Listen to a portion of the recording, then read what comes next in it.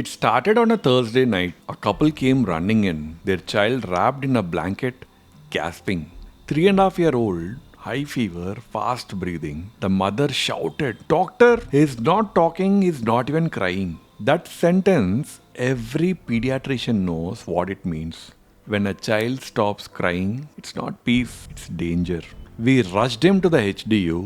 The oxygen monitor screaming 83%. The mother froze.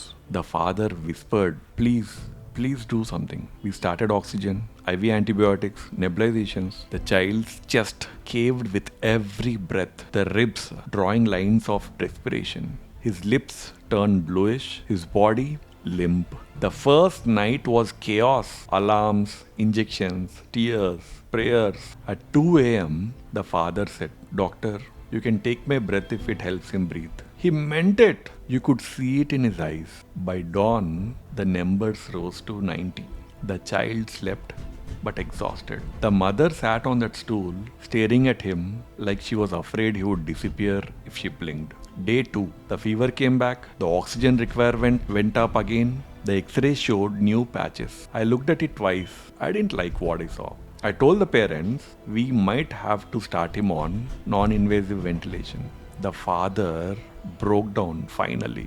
He walked out of the HDU, sat in the corridor and cried silently.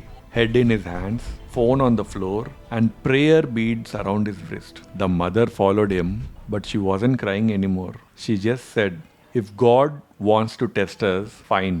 But please tell him to leave our child alone." Inside, the child started coughing again. I rushed back in. The monitor dropped 88, 84, 80. The nurse looked at me, no words. We switched to high flow oxygen, suctioned the secretions, and gave him a bronchodilator. Minutes felt like hours. Then, slow rise 83, 88, 92. He stabilized. Barely. But that moment changed the room. Everyone was quiet. No one trusted the calm.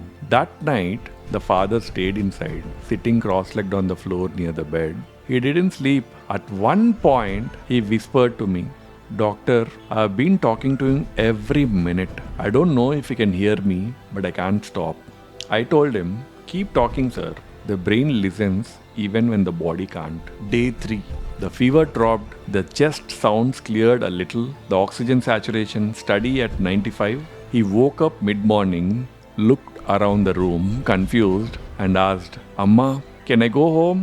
The mother collapsed in tears. The father walked out of the room, this time not to cry, but because he couldn't handle watching joy that intense. Later that evening, during the discharge, the father came to me and said, "Doctor, 3 nights ago, I thought we would lose him. The second night, I prayed for one more breath, and the third night, he gave it back to us. You didn't just treat the pneumonia. You gave us back our noise, our chaos, and our laughter." I just smiled. Because that's what this profession does to you, right? You stop measuring success in reports and start measuring it in size of relief. That case stayed with me. 3 nights, a child's lung collapsed and came back. 2 parents learned how fragile faith is and how strong it becomes when tested. And I learned that the sound of a child's first calm breath after pneumonia is louder than any applause. Because in that one breath, everyone, doctor, nurse, parent, starts breathing again too. This is Dr. Shravan Krishna Reddy, and you're listening to the White Coat Mixtape, where every night in the HDU writes a story you'll never find in the textbooks.